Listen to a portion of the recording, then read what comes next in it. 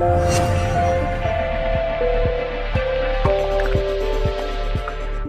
actually part of a Muslim vegan forum, and one that comes up a lot there, which is, if the Prophet, peace be upon him, were alive today, would he be vegan? Like, what do prophetic and Quranic ethics tell us about how we should be eating? You will not be surprised that by the end of this presentation I will conclude that if the Prophet, peace be upon him, were around today, he would indeed be vegan. I should let you know that I'm going to be arguing this from within a traditional framework, actually. So I'm going to have a look back at ethics towards animals and towards diet at the time of Rasulullah alayhi salatu wasalam, and this will be, the understandings that I'm deriving are not progressive, they are very traditional.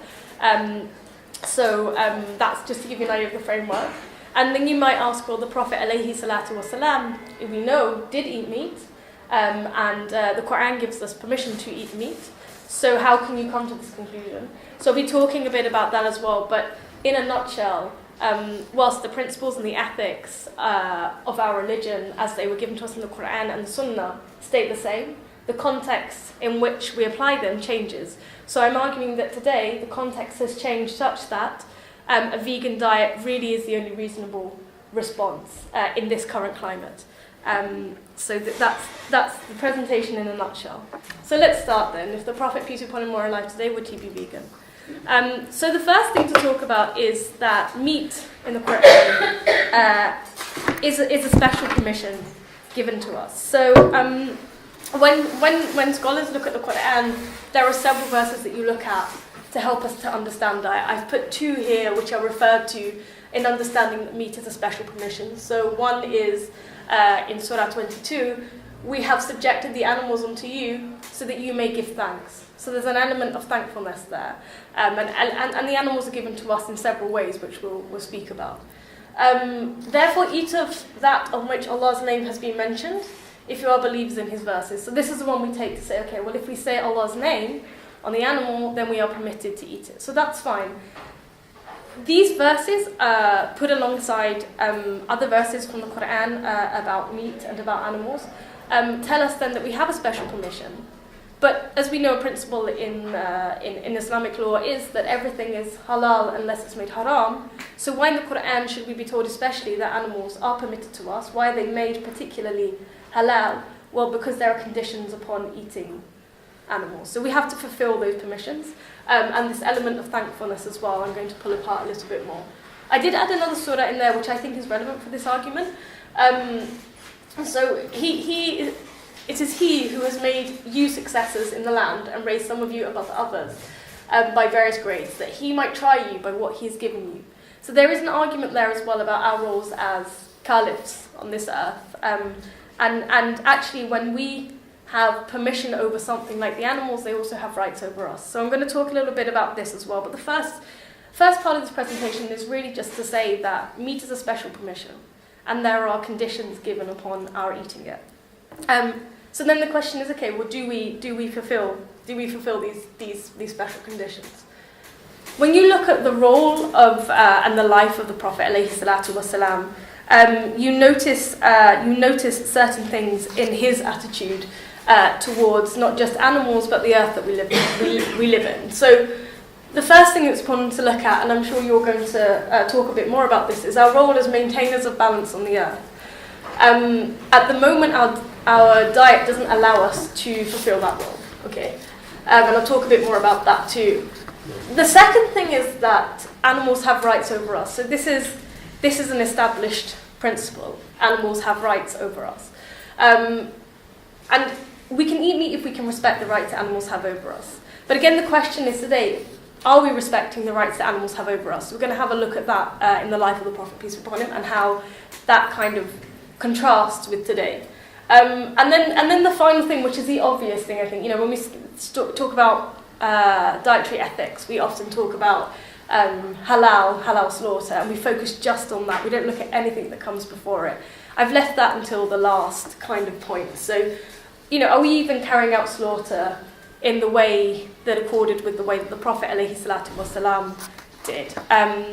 So we'll talk about that as well. But it's really important to think of these three elements and not just has it been killed with Allah's name on it. There are many, many more ethics in the life of the Prophet ﷺ that he demonstrates to us, which provide Islamic principles that we are not following when it comes to respecting animals, maintaining the balance, and respecting ourselves, actually, our own spirituality.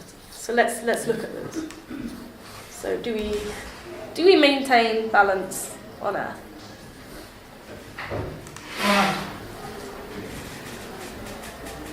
So this is just, first of all, a Quranic verse just to remind us again, I've already spoken about this, but about the imperative on us really to maintain balance. So you who believe, do not forbid the good things God has made lawful to you, do not exceed the limits.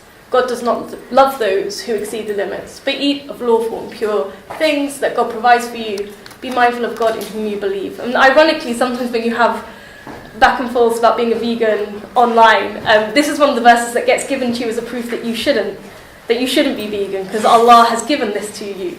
But actually what gets missed there is this thing about do not exceed the limits. So Allah has given you something, but don't exceed the limits of it. And when it comes to meat consumption and dairy consumption, we're definitely at the moment exceeding the limits. So to give you an idea, in the life of the Prophet ﷺ, it was reported that he was not seen to be eating meat for up to 3 months at a time. And there are various other reports talking about his meat consumption that vary, but his meat consumption is still very small in these different reports within the Shama'il. And we also have advice from our spiritual leaders about this. So Umar ibn al-Khattab, may God be pleased with him, said, be warned against meat because it has intoxicating qualities. So we know that actually there can be spiritual damage caused to us by eating too much meat. And Imam Ali said, don't make your stomach a graveyard for animals. So we see here, we can see very clearly from the life of the Prophet ﷺ that meat consumption was really something to be done in moderation. So how do we compare today? Well, on the earth there are 7.5 billion people at the moment. We kill 70 billion animals per year. So if that was equal across the board, that's 10 animals per person per year. It's a lot of meat, and it's a lot more than what the Prophet, peace be upon him, would have eaten. And 1 to 2 trillion fish. What about Muslims then? Because this is the global population. 4.6% of the UK's population, and we consume 24% of UK lamb. That's a quarter of all UK lamb. A quarter of all UK lamb. And 16% of UK mutton. So it's a £1 billion industry in the UK. But it's, if we're supposed to be maintainers of balance, then how does this fit? And what is the impact of that as well? So, interestingly, these statistics were taken from Farmers Weekly, who were reporting on a report recently done, and they were basically thankful towards the Muslim community for maintaining the lamb industry whilst it was declining. So it's not just that we're part of the problem, it's actually we are a significant contributing part of the overconsumption of meat in this country. It's really shocking. It's actually really shocking. So what's the effect of that then? So this is what we're doing. How does that impact the balance? Yeah, I keep going on about the balance. So we can see we're eating a lot more meat than Rasulullah alayhi salatu wasalam would have done. Just comparing this to eating a bit of meat every 3 months. Well, the impact of that is that I'm going to go down to the statistics here because they're a lot. There's a massive impact of consumption of livestock on the environment. So at the moment, farming for animals contributes to about, I think it's 80%, I'm going to double check that figure, 80% of deforestation in the world. In any case, it's a massively significant figure. Some of you will be aware that deforestation leads to greater air pollution because the trees clear the air, so we're damaging whole ecosystems. It's also one of the biggest contributing factors to water erosion and water pollution. So where we're seeing droughts happening more and more where they didn't before, it's largely because we've destroyed the ecosystems that maintain the water levels by increasing animal farming to an extent that is unsustainable, and it is unsustainable. So there are so many different reports you can look at and talk about this. The UN did a report last year, but one of the, if we want to impact CO2 emissions, if we want to impact methane emissions, if we want to impact deforestation, if we want to impact water erosion, on all of those things, the one thing that we can do that would really help with those problems is to stop our demand for meat, such as it is today. So are we maintainers of balance on the earth? No, not really.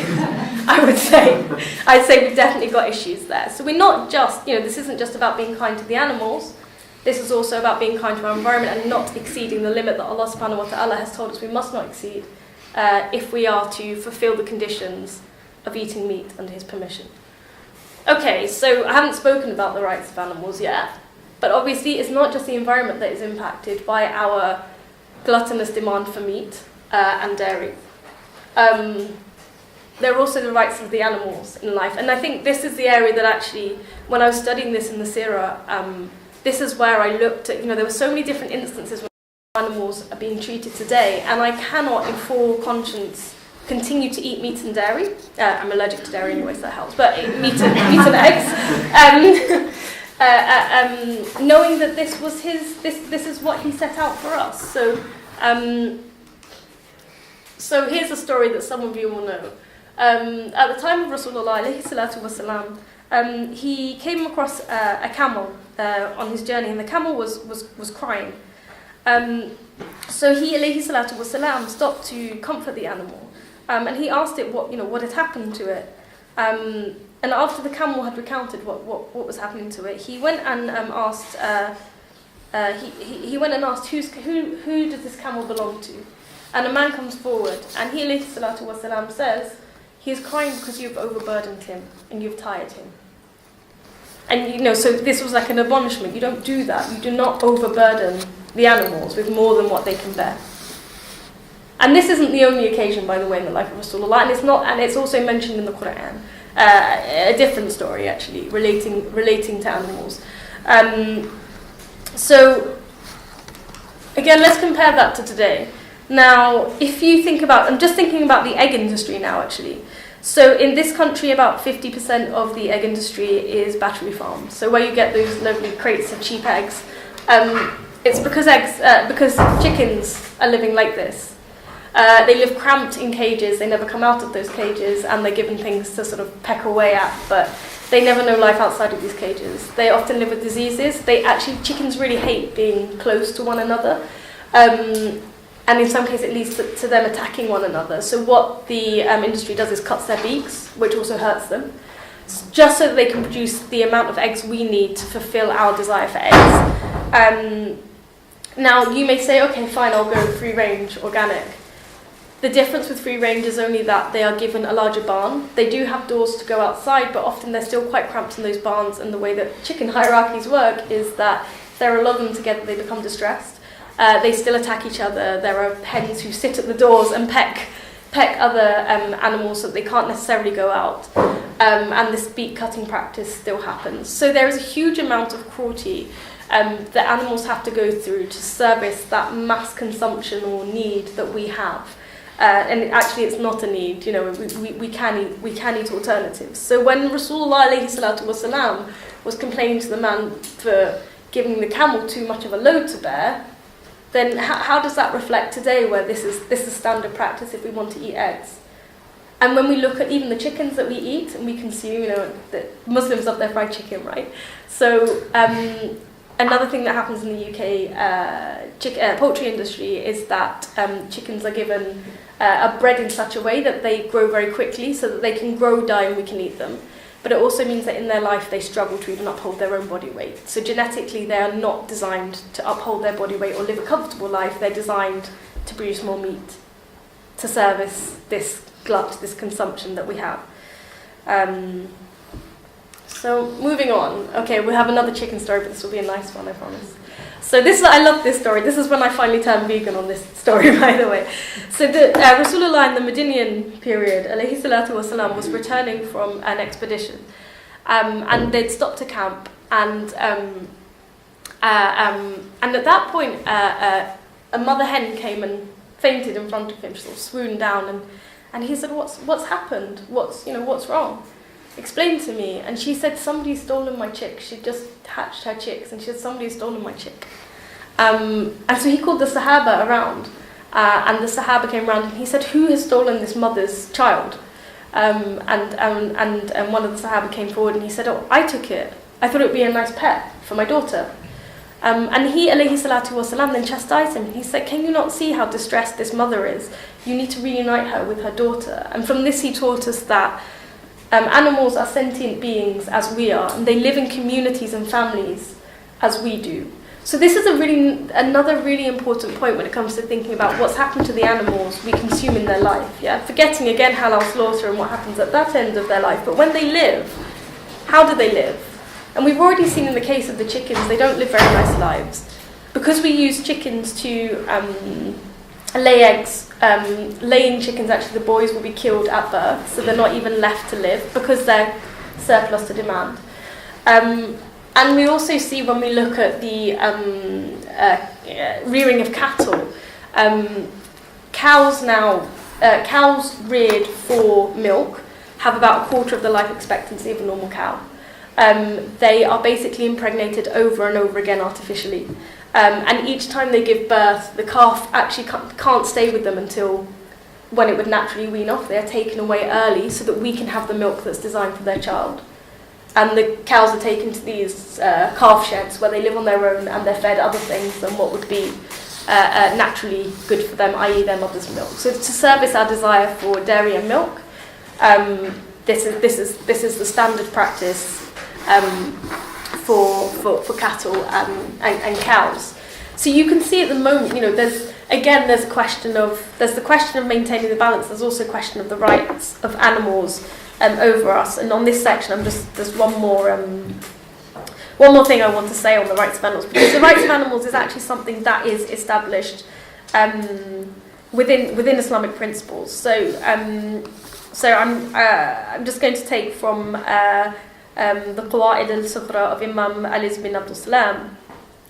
He talks about a section explaining rights, and he says our rights are of 4 types: the rights of God upon his servants, the rights of every servant upon himself, the rights of people on one another, and the rights of animals over people. The rights of animals over people. So this is taken from the Quran and from the Sunnah.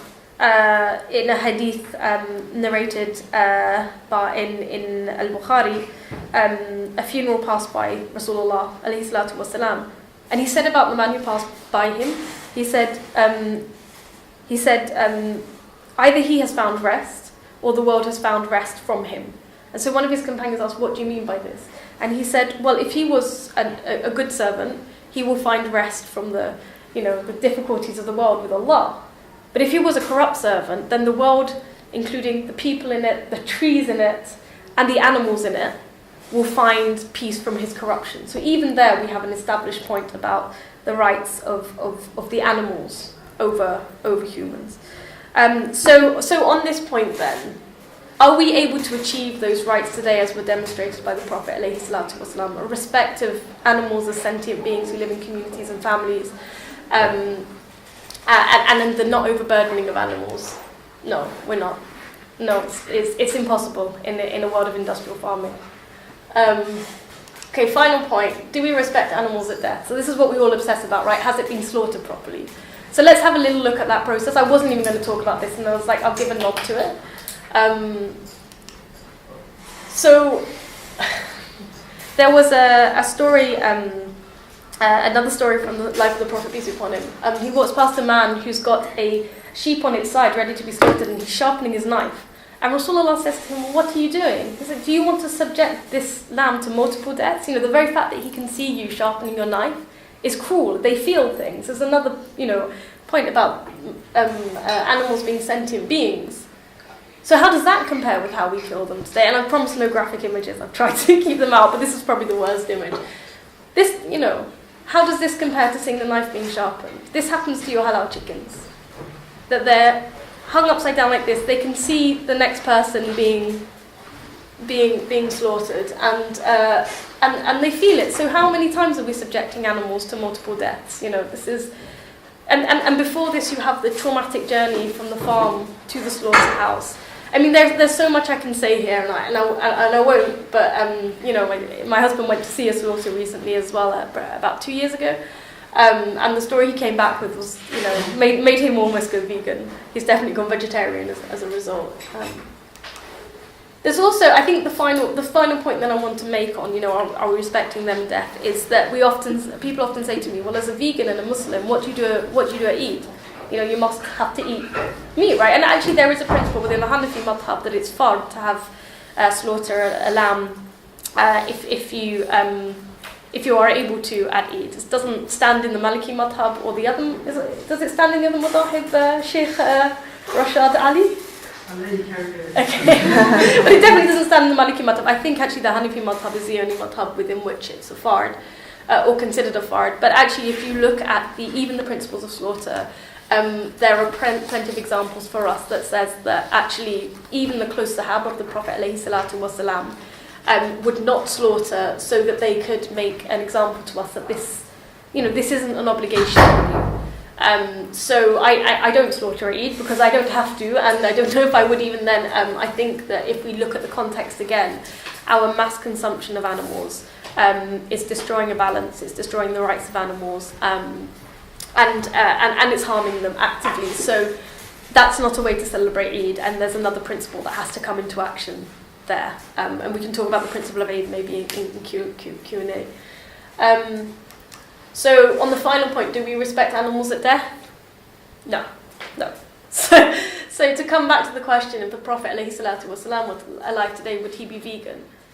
Well, it would be really, really difficult to fulfill the ethics that he followed when it came to diet and the consumption of meat, to fulfill the right that animals have in the way that he alayhi salatu wasalam did, and even at the slaughterhouse to fulfill what halal slaughter actually is. So I think if the Prophet, peace be upon him, were alive today, he would probably keep to a vegan diet unless he could raise his own animals. That has to be my conclusion, and I hope it's yours too. And if any of you are thinking, oh, that sounds all really horrible, and now I'm thinking about a vegan diet, but it's quite hard, I would say that just on a practical point, I went vegan over 2 years. I gradually took things out of my diet. You know, we also have this other principle that indeed the action is in the intention of the believer. So if you are thinking about it, it's a gradual process. As a behavioural psychologist, the hardest habit I know about to change is diet, and I work with I do a lot of habit change stuff. The diet is the hardest thing to change. So if you are thinking about it, I'd say do it gradually. Use meat replacers to begin with, and then think about. I now eat whole foods because they taste better. But that's my conclusion. So this is the sunnah of Rasulullah alayhi salatu wasalam.